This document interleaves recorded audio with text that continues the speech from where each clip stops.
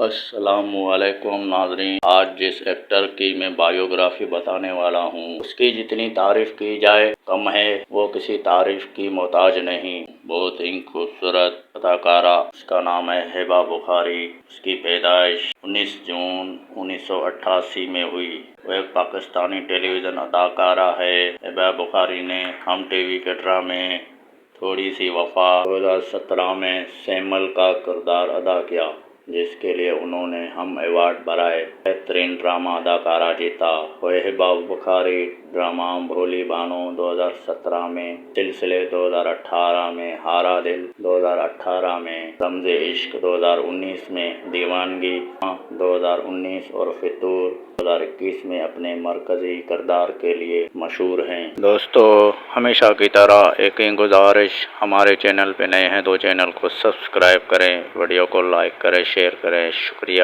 ملتے ہیں next video میں۔